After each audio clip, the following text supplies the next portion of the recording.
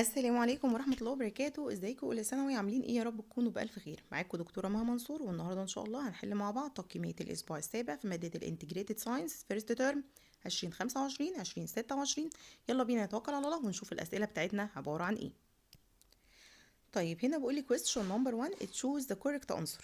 number 1 what is the main factor that affect the amount of dissolved oxygen in water. هنا بيقول لي مين المين فاكتور، العامل الاساسي اللي على اساسه بنحدد الاماونت اوف dissolved oxygen in water، كميه الاكسجين المذابه في الميه. طيب نمبر ايه هي السالينيتي يعني الملوحه، نمبر بي temperature، نمبر سي ديبس اوف ووتر، نمبر دي ويف موفمنت. طيب احنا اولا المين فاكتور اللي بحدد الاماونت اوف الديسولفد اوكسجين هو طبعا التمبريتشر، هتبقى نمبر بي. طيب نمبر 2 the photosynthesis process of aquatic producer is a source of. طيب كلمة photosynthesis يعني بنعمل بناء ضوئي، يعني بناخد الكربون داي اوكسيد وبنخرج مين؟ الاكسجين. يبقى هي مصدر لايه على طول؟ للاكسجين. يبقى يحصل انكريز للاكسجين ان ووتر، لان دي اكواتيك بروديوسر. اكواتيك بروديوسر يعني كائنات مائيه منتجه زي الالجي زي الطحالب. فناتج البناء الضوئي، فناتج الفوتوسينثيس بروسيس هيزود الاكسجين اللي موجود في الووتر، لان دي اكواتيك يعني بيئه مائيه. طيب نمبر 3 when water temperature rises the solubility of oxygen gas. طيب انا عارفه طبعا ان العلاقه between السوليابيليتي والتمبريتشر علاقه inverse. يعني ايه inverse؟ علاقه عكسيه، يعني كل ما التمبريتشر بتاعتي تزيد السوليابيليتي هتقل، ذوبان الغازات بيقل. فطبعا لو درجه الحراره حصل لها رايز يعني ارتفعت، بالتالي السوليابيليتي هيحصل لها ديكريز هتقل. طيب نمبر 4 which of the following gases forms the carbonic acid when dissolved in water. طيب مين الغاز اللي لما يدوب في الميه هيديني الكربونيك اسيد؟ طيب اكيد طبعا الكربون داي اوكسيد، لان المعادله بتقول ايه؟ CO2 بلس ووتر H2O هيديني ال H2CO3 اللي هو الكربونيك اسيد. يبقى الغاز اللي لو زاد هيعمل ايه؟ اسيديتي، هيزود حموضة المية، هو الكربونيك اسيد CO2 عشان هيكون اللي هو الايه؟ الكربونيك اسيد بيجي من زيادة الكربون داي اوكسيد. طيب نمبر 5 marine organisms such as coral and mollusk depend on calcium carbonate to build their. طيب اولا احنا بنعتمد على الكالسيوم كربونات، تمام، كربونات الكالسيوم اللي هي CaCO3 عشان نعمل ايه؟ بيلدنج الايه؟ لو الاكزوسكيلتون للدعامه الخارجيه او الهيكل الخارجي والشلز والصدفه. يبقى نمبر بي، هتبقى نمبر بي. طيب نمبر 6 what phenomena describe movement of gases from high concentration to low concentration. طيب ايه الظاهره اللي بتوصف تمام انتقال الجازز من الهاي كونسنتريشن لللو كونسنتريشن؟ طيب احنا بنقول ان الجازز بيحصل لها ديفيوجن، بيحصل لها انتشار، لكن الووتر بيحصل لها اسموزس. يبقى حركه الووتر بنقول عليها اسموزس، لكن حركه الجازز الغازات بنقول عليها ديفيوجن، انتشار، بتنتشر من الهاي كونسنتريشن التركيز العالي لللو كونسنتريشن. طيب خلينا نكمل. طيب بعد كده بقول لي question number 7 which of the following human activity directly contribute to increasing the carbon dioxide level in water bodies. طيب مين الهيومن اكتيفيتي؟ يعني هيومن اكتيفيتي يعني انشطه الانسان، حاجه الانسان بيعملها وهتساهم في زياده الكربون داي اوكسيد. طيب اكيد طبعا الاندسترايل بوليوشن، اندسترايل بوليوشن اللي هو التلوث الصناعي، المصانع، تمام، احتراق الوقود، تمام. طيب نمبر 8 the relationship between the water temperature and the solubility of الكربون داي اوكسيد.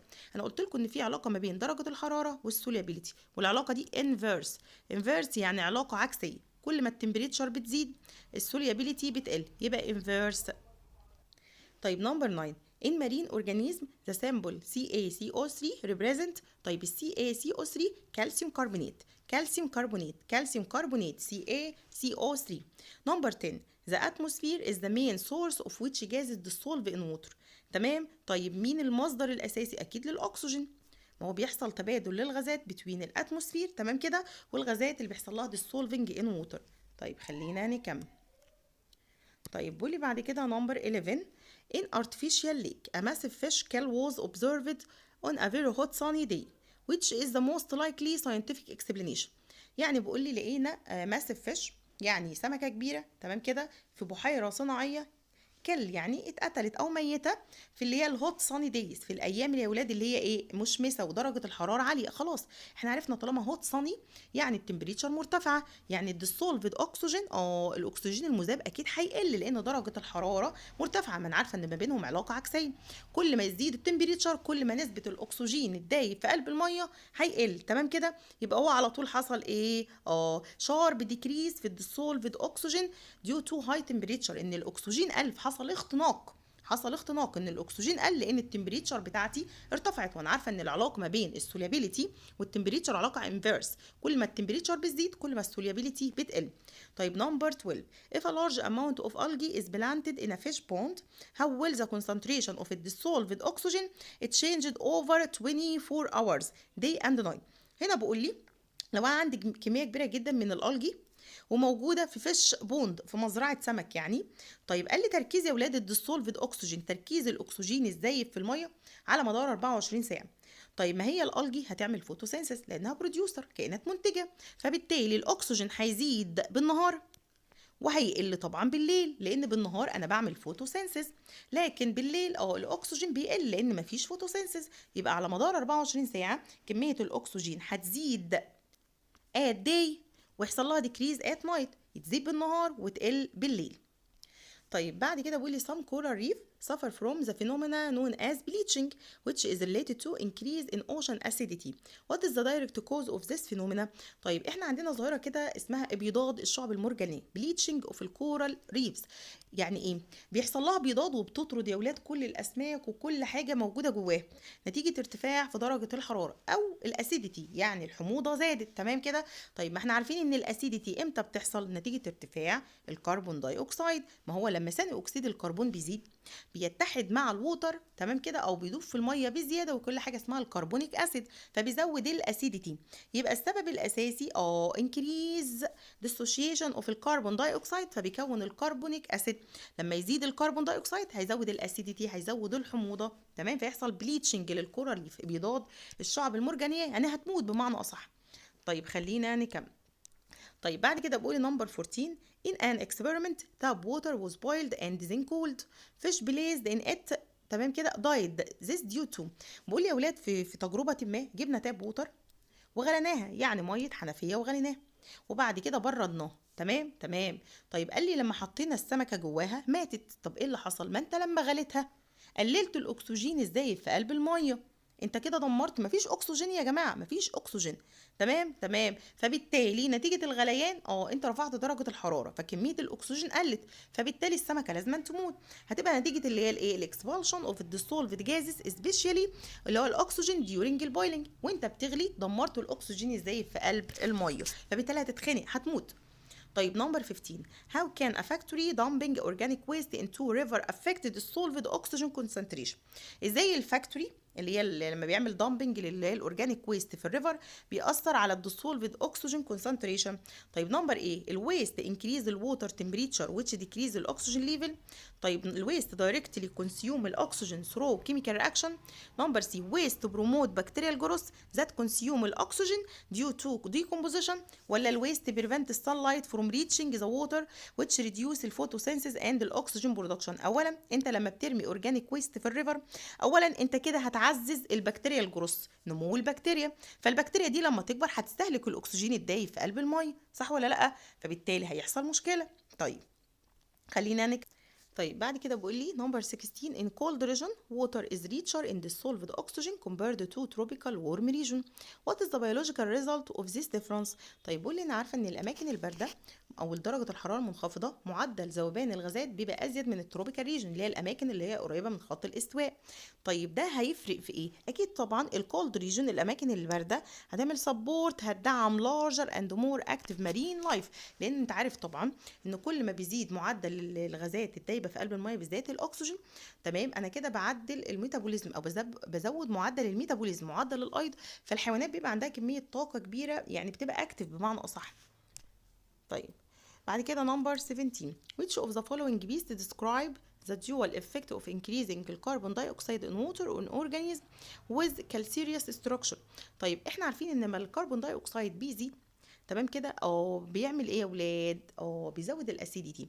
فلما الاسيديتي بتزيد بتاثر على عمليه اسمها اللي هي الكالسيفيكيشن، اللي هي عمليه التكلس، خصوصا في الكائنات اللي عندها اكزوسكيلتون او دعامه خارجيه. تمام. اولا لما هيزيد الكربون دايوكسيد هيزود الاسيديتي، فبالتالي مش هيحصل شيل فورميشن، مش هنكون الصدفه الدعامه الخارجيه بتاعت الكائنات اللي بتعتمد على اللي هي الكالسيوم كربونات هتقل طبعا. طيب نمبر 18. why are waves and wind movement important for aquatic life؟ احنا طبعا عارفين ان الويف، الامواج يعني، وحركه الرياح مهمه جدا جدا للاكواتيك لايف، لان بيحصل ايه؟ بيحصل هو التبادل للجاز، جاز اكستشينج، تبادل للغازات من الاتموسفير للووتر. تمام كده. طيب ليه بقى مهمه جدا؟ لان بيحصل جاز اكستشينج، زي انهانس جاز اكستشينج بين الاتموسفير اند ووتر. كل ما بتزيد الاضطرابات الموجيه او الامواج يعني بيحصل تبادل للغازات. طيب بعد كده number 19. in the graph showing the relationship between temperature and solubility of oxygen and carbon dioxide which statement is correct؟ احنا عارفين طبعا ان كل ما التمبريتشر بتاعتي بتزيد بيقل السوليابيليتي لكلا الاثنين، يعني للاكسجين والكربون دايوكسيد، بس الكربون دايوكسيد بزياده شويه. يعني ذوبان ثاني اكسيد الكربون بيقل جدا لو درجة الحرارة تمام زادت، وبرضو ذوبان الأكسجين بيقل لو درجة الحرارة زادت، بس الكربون داي أكسيد بتأثر جدا جدا بارتفاع درجة الحرارة. تمام. طيب هنا بقول لي the solubility of both gases increase with temperature. طيب نمبر بي the solubility of both gases decrease with temperature. طيب نمبر سي O solubility decrease while CO2 solubility increase. طيب نمبر دي O solubility increase while CO2 solubility decrease with temperature. لا، احنا عارفين ان الاثنين السوليابيليتي بتاعتهم بيحصل لهم ديكريز، الاثنين ذوبانهم بيقل، بس ثاني اكسيد الكربون بيزيد شويه، بس الاثنين في الاخر بيقلوا نتيجه الهاي تمبريتشر. طيب number 20. when comparing a deep lake and a shallow lake in the same area which one is expected to have greater daily variation in surface oxygen concentration؟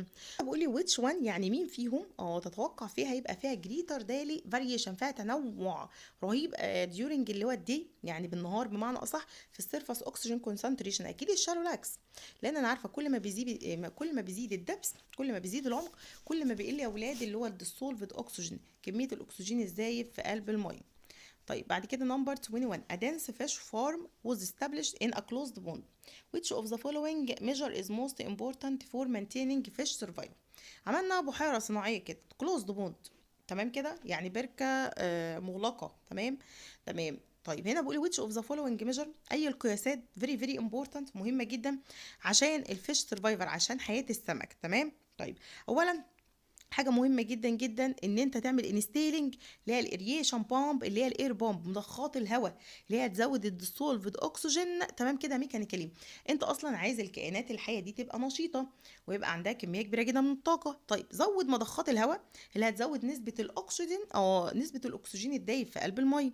يعني لو واحد بعمل مزرعه فهراعي جدا حته الايه اللي هي الديسولفد اوكسجين ان ووتر. طيب number 22. an increase in carbon dioxide in the atmosphere may benefit aquatic plant but can be catastrophic for shellfish. Analyze this statement. طيب هنا الجملة دي بيقول ايه؟ لما بيزيد الكربون داي اكسيد في الاتموسفير may benefit aquatic plant but can be catastrophic for shellfish. analyze يعني الجملة دي هتحللها ازاي؟ طيب number A completely incorrect. Number B correct. plant use carbon dioxide for photosynthesis while increase the acidity or dissolve shell of other organisms. صح.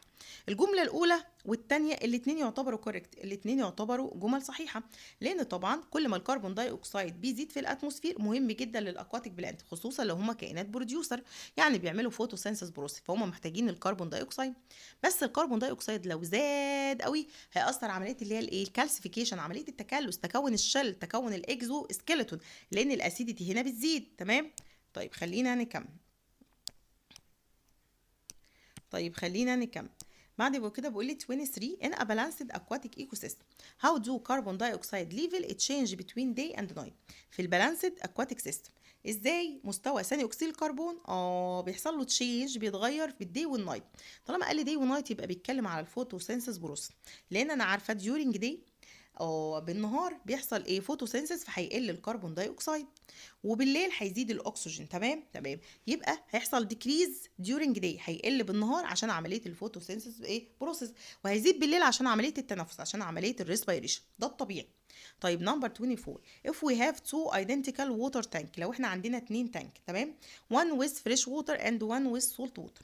طيب واحد ميه عذبه والتاني ميه مالحه at the same temperature، both aerated equally، يعني الاتنين عملنا لهم air pump، ضخنا فيهم هواء.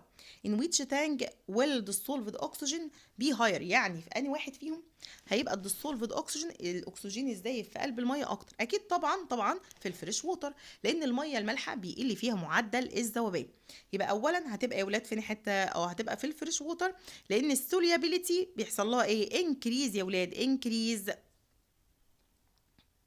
يبقى هتبقى نمبر بي، لان كل الميه بتاعتي ما تبقى عذبه السوليابيليتي بتزيد، وكل الميه بتاعتي ما تبقى مالحه السوليابيليتي بتقل، هتبقى نمبر بي. طيب بعد كده 25، some fish like salmon migrate to cold oxygen rich river sources، تمام، to lay its egg. why؟ طيب ليه الكائنات زي السلمون بيعمل مايجريشن، بيهاجر بمعنى اصح للاماكن اللي هي الايه؟ الكولد، اللي هي الغنيه بالاكسجين. طيب تخيل ليه يروح يحط البيض بتاعه هناك؟ طيب هو اولا لان الكولد ووتر فيها نسبه عاليه جدا من الديسولفد اوكسجين، because cold water provide higher dissolved oxygen level essential for developing young fish. لان انت عارف ان الميه البارده بيبقى فيها معدل الذوبان بيبقى عالي جدا جدا للغازات، خصوصا الديسولفد اوكسجين. تمام. طيب خلينا نشوف اللي هي الاسي كويستشن. طيب نمبر 1، define the concept of gas solubility in water and mention two main factors that affect it. طيب هو يعني ايه اصلا gas solubility in water؟ يعني ايه ذوبان الغازات في الميه؟ وقول لي تو فاكتور عاملين بيأثروا عليه. طيب خلينا نقول الفاكتور الاول. الفاكتور اللي بتأثر على السوليابيليتي اول حاجه اللي هي السالينيتي، اللي هي الملوحه، وبعد كده الديبس اللي هو العمق، وطبعا اكيد التمبريتشر يا ولاد درجه الحراره، والدبس، وكمان السالينيتي يعني الملوحه، اللي هي الفريش ووتر والسولت ووتر. يبقى انا عندي دلوقتي قلنا له 3. طيب يعني ايه بقى جاز سوليابيليتي؟ طيب الجاز سوليابيليتي هو الابيليتي اوف gases to dissolve in water. ability of gases to dissolve in water، قدرة الغازات على ان هي تدوب في المية. يبقى الجاز سوليابيليتي اللي هي الابيليتي اوف gases to dissolve in water، وقلنا الفاكتور اللي بتأثر التمبريتشر والسالينيتي والديبس اوف ووتر. طيب نمبر 2، briefly explain how both photosynthesis and respiration of aquatic organisms affect concentration of dissolved oxygen in water. طيب هنا بقول لي باختصار، قول لي الفرق ما بين الريسبيريشن والفوتوسينثيز، مين فيهم بيأثر على الديسولفد اوكسجين؟ اولا في حاله الفوتوسينثيز، يعني في حاله البناء الضوئي، انا عارفه ان الاكسجين بيحصل له انكريز والكربون داي اوكسيد بيحصل له ديكريز. لكن في حاله الريسبيريشن مين اللي بيزيد؟ الكربون داي اوكسيد، ومين اللي بيقل؟ الاكسجين. تمام تمام. طيب نمبر 3 بيقول لي describe the relationship between water temperature and the amount of dissolved oxygen. تمام. وهل الريليشن دي مهمة للفيش؟ طيب أولا العلاقة between التمبريتشر والاماونت اوف الديسولفد اوكسجين علاقه انفيرس، علاقه عكسيه. يعني كل ما التمبريتشر بتاعتي بتزيد كل ما السوليابيليتي اوف جازز بيحصل لها ديكريس، كل ما الغازات بيقل ذوبانها في قلب الميه. طب ده هيأثر يعني على الفيش ولا لا؟ اكيد طبعا، لان انا عارفه ان نقص الاكسجين بالذات هيقلل من معدل الميتابوليزم، معدل الايض، فبالتالي هيقلل من الانرجي، كميه الطاقه اللي محتاجاها الفيش. فالفيش بتاعتك بمعنى اصح هتبقى في حاله خمول، او ممكن يحصل لها زي اختناق، وفي الاخر نتيجه نقص الاكسجين ممكن يحصل لها ضوء، لان انا عارفه ان الاكسجين بيعزز عمليه الريسبيريشن، عمليه اللي هي الايه التنفس، فبالتالي بيزود كميه الانرجي. يبقى العلاقه ما بينهم علاقه انفيرس يعني علاقه عكسيه. طيب نمبر 4، explain why marine organisms that build shell and skeleton such as oyster and coral need an aquatic environment that is not highly acidic related to your answer to the increase in carbon dioxide. طيب هنا بقول لي طيب ساعة ما تشوف الشل والسكيلتون اللي هي الصدفة اعرف على طول ان الكربون داي اوكسيد حصل له انكريز، وانا عارفه ان كل ما بيزيد الكربون داي اوكسيد بيحصل له ديسولفنج ان ووتر ويكون الكربونيك اسيد، حمض الكربونيك، فبالتالي انا زودت الاسيديتي، زودت الحموضه، فهأثر على معدل الكالسيفيكيشن اللي هو التكلس، خصوصا في الكائنات اللي عندها اكزوسكيلتون، هيكل خارجي او دعامه خارجيه زي الشيلز بمعنى اصح. ايه بقى اللي بيحصل؟ الفكره في زياده الكربون داي اوكسيد ان انت عندك ماده اسمها الكالسيوم كربونات، كالسيوم كربونات CaCO3، ودي ماده ما بتدوبش في الميه او شحيحه الذوبان في الميه، اندسولفت، يعني ما بيحصلهاش يا اولاد ديسولفنج في الووتر بسهوله. فلما بيزيد الكربون داي اوكسيد بيحول يا اولاد الانسوليبل كالسيوم كربونات لسوليبل، بيحولها لماده عندها قابليه ان هي تدوب في قلب الميه، فبالتالي الكائنات ما بتقدرش تستخدم الكالسيوم اللي محتاجاه تمام كده عشان تبني الشيلز او الاكزوسكيلتون. يبقى الفكره في زياده الكربون دايوكسيد ان بحول الانسوليبل كالسيوم كربونات لسوليبل كالسيوم كربونات. كربونات الكالسيوم الغير ذائبه بحولها لكربونات كالسيوم ذائبه في قلب الماء.